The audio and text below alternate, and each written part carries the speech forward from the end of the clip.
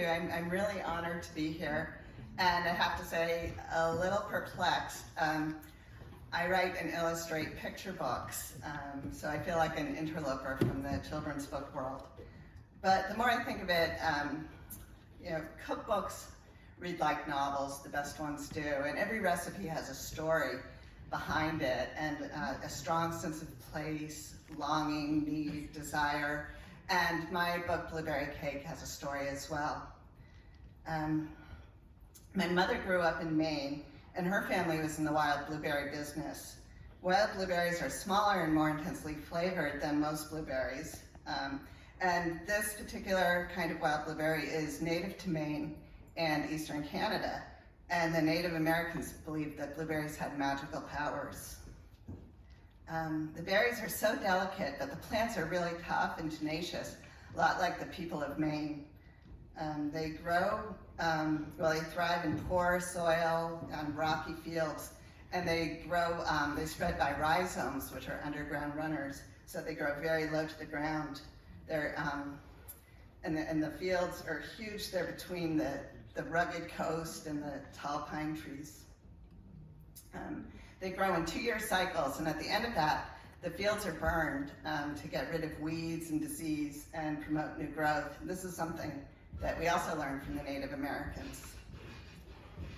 So my mother's family managed thousands of blueberry fields, and they, after the berries were picked, most of them were canned for commercial purposes, and then later they were individually quick frozen, which allows the berries to be widely distributed and available any time of year, but nothing as good as the fresh berries. When my mother grew up, she left Maine, and we were raised in Massachusetts, but we visit Maine every summer and pick blueberries. Excuse me. My favorite book growing up was Blueberries for Sal, which took place in the same area, and I was always called Sally, so I thought the book was about me. But years later, I found out it wasn't, but I still loved it. So my grandmother lived in a cottage right on Blue Hill Bay, and every summer, at least once, we'd go across the bay in my uncle's lobster boat and spend the day on an island, picking blueberries and eating lobster and swimming in the icy cold water. My grandmother wouldn't come on these trips. She would stay behind, and actually I'm gonna show you some pictures.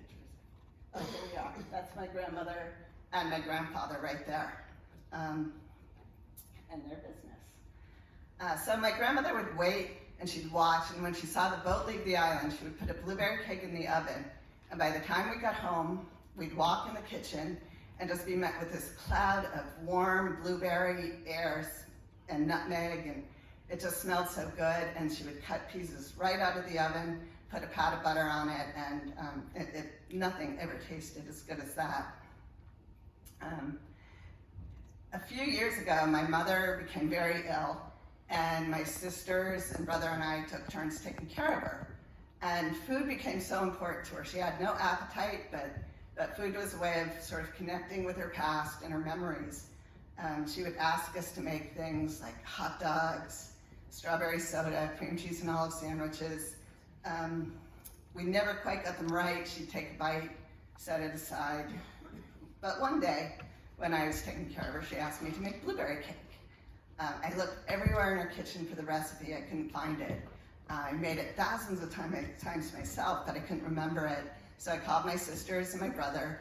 They all gave me their own version of the recipe, and I took notes, and I finally, when I started to make the cake, it all just came back to me by memory, and I put it in the oven, and all of a sudden the kitchen smelled like my grandmother's kitchen. I was 8 years old again, and when I took it out of the oven, I cut a piece, put butter on it, gave it to my mother. She ate the whole thing and said it was perfect. So that was my blueberry cake memory, and I wanted somehow to put this all into a picture book, but of course that was impossible. So I pared the story down just to the bare essentials: a child, a mother, blueberry cake, Maine, and I'm going to share it with you right now. Here we are.